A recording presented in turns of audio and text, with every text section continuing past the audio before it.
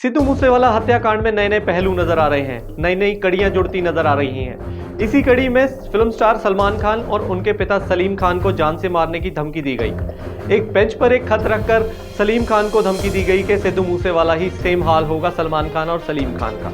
ऐसा नहीं है कि बॉलीवुड में ये कोई पहली धमकी दी गई हो, इससे पहले भी सेलिब्रिटीज और सुपरस्टार्स को धमकी मिल चुकी है। इसी कड़ी में पिछली धमकियों के तहत कुछ ने अपना काम करना छोड़ दिया तो कुछ ने बुलेट प्रूफ गाड़ी भी खरीद ली।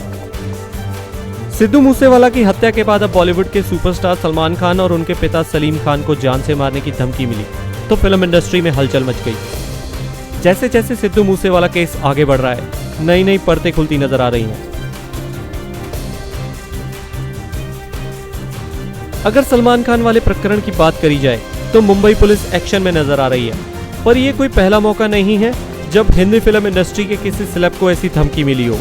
इससे पहले भी कई स्टार्स ऐसे हालात का सामना कर चुके हैं। इनमें शाहरुख खान, आमिर खान और बड़े बड़े सेलिब्रिटीज शामिल हैं। यहां तक कि कई ऐसे भी हैं जिन्होंने ऐसी धमकियों के डर से या तो अपना काम छोड़ दिया या फिर बुलेट प्रूफ गाड़ी खरीद ली। शाहरुख खान को मिला था नोट, लिखा था अगला नंबर तुम्हारा है। रिपोर्ट्स की माने तो कुख्यात गैंगस्टर छोटा राजन के साथी रवि पुजारी ने शाहरुख खान को जान से मारने की धमकी दी थी। शाहरुख खान को करीब 8 साल पहले साल 2014 में हैप्पी न्यू ईयर की शूटिंग के समय एक नोट मिला था जिस पर लिखा था अगला नंबर तुम्हारा है। बता दें कि हाल ही में शाहरुख खान के बंगले मन्नत को बम से उड़ाने की धमकी भी दी गई।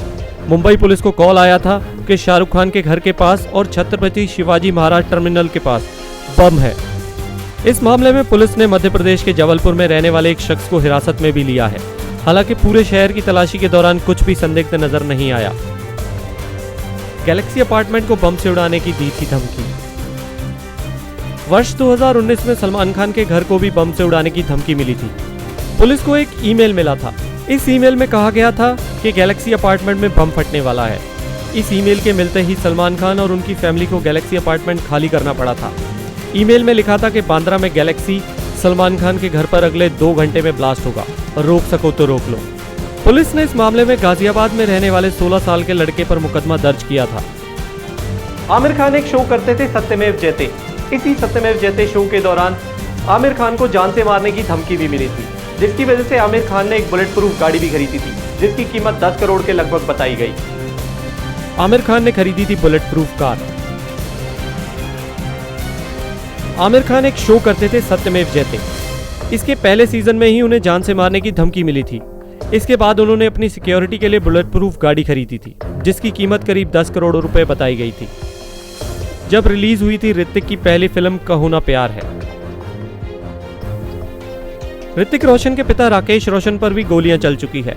ये बात साल 2000 की है जब ऋतिक की पहली फिल्म कहो ना प्यार है रिलीज हुई थी। इसके 2 दिन बाद ही शूटरों ने उनके ऑफिस के बाहर उन्हें गोलियां मार दी थी। गनीमत ये रही कि उन्हें फौरन हॉस्पिटल पहुंचाया गया जिसकी वजह से उनकी जान बच गई। ऐसे ही एक सिंगर थे उदित नारायण। जी हाँ, आप सब जानते हैं उदित नारायण को। उदित नारायण को भी धमकी भरा फोन आया और फोन कॉल पर कहा गया कि आप अपनी सिंगिंग छोड़ दीजिए, नहीं तो आपको जान से मार दिया जाएगा। इस डर से उदित नारायण ने कुछ समय के लिए अपनी सिंगिंग भी छोड़ दी थी। उदित नारायण को कहा गया सिंगिंग छोड़ दो। 22 साल पहले बॉलीवुड के मशहूर सिंगर उदित नारायण को धमकी भरे कॉल आते थे। उन्हें धमकी दी जाती थी कि सिंगिंग छोड़ दो, नहीं तो जान से मार देंगे। इस कॉल के बाद उदित इतना डर गए थे कि उन्होंने कुछ महीनों तक गाना ही छोड़ दिया था। सिंगर अरिजीत से मांगी थी 5 करोड़ की फिरौती। सिंगर अरिजीत सिंह को अंडरवर्ल्ड से धमकी मिली थी। रिपोर्ट्स के मुताबिक अंडरवर्ल्ड डॉन रवि पुजारी ने अरिजीत सिंह से 5 करोड़ रुपए की फिरौती मांगी थी। साथ ही उनके लिए 2 स्टेज शो फ्री करने को भी कहा था। इसके बाद सिंगर ने मुंबई पुलिस में शिकायत दर्ज कराई थी, लेकिन उन्होंने FIR कराने से इनकार कर दिया था और सिक्योरिटी भी नहीं ली थी। साल 1997 में गुलशन कुमार की भी इसी तरह से हत्या कर दी गई थी, जिस तरह से सिद्धू मूसेवाला को 29 मई 2022 को गोलियों से छलनी कर दिया गया। दरअसल अबू सलेम ने गुलशन कुमार से फिरौती की मांग की थी, जिसे कि नकार दिया था गुलशन कुमार ने। और गुलशन कुमार के नकारने के बाद मंदिर से बाहर आते हुए गुलशन कुमार की अबू सलेम के हत्यारों द्वारा हत्या कर दी गई थी। 25 साल पहले की गई थी गुलशन कुमार की हत्या। आज से 25 साल पहले टी सीरीज के फाउंडर गुलशन कुमार को 1997 में वैसे ही गोलियों से छलनी कर दिया गया था, जैसे 29 मई 2022 को सिद्धू मूसेवाला को मौत के घाट उतार दिया गया। गुलशन कुमार से अंडरवर्ल्ड के डॉन अबू सलेम ने 10 करोड़ रुपए की फिरौती मांगी थी, पर गुलशन कुमार ने पैसे देने से इनकार कर दिया था, जिसके बाद मंदिर के बाहर उनकी हत्या कर दी गई थी। कामवाली को निकालने पर अक्षय को मिली थी धमकी। अक्षय कुमार को भी एक धमकी भरा कॉल आया था। बताया जाता है कि ये फोन कॉल गैंगस्टर रवि पुजारी ने करवाया था। मीडिया रिपोर्ट्स की माने तो अक्षय के घर से एक काम करने वाली महिला को निकाल दिया गया था, जिसको लेकर रवि पुजारी ने कहा था कि ऐसा करके उन्होंने बहुत बड़ी गलती की है। अक्षय को 2 साल तक धमकी भरे कॉल्स आए, जिसके बाद उन्होंने पुलिस में शिकायत दर्ज कराई थी और उन्हें सिक्योरिटी मुहैया कराई गई थी। साउथ के स्टार्स को भी मिली थी बम से उड़ाने की धमकी। साउथ अभिनेता विक्रम के घर को भी बम से उड़ाने की धमकी मिली थी। मीडिया रिपोर्ट्स के अनुसार उस वक्त कई स्टार्स को धमकी मिली थी। विक्रम को भी ऐसी धमकी मिली थी। उन्हें किसी ने फोन पर चेन्नई के बेसंत नगर स्थित उनके घर पर बम लगाए जाने की धमकी दी थी। काफी तलाशी के बाद भी कुछ नहीं मिला था। वहीं पिछले साल नवंबर में तमिलनाडु पुलिस को एक कॉल आया था, जिसमें साउथ सुपरस्टार विजय के घर में भी बम लगाने का दावा किया गया था।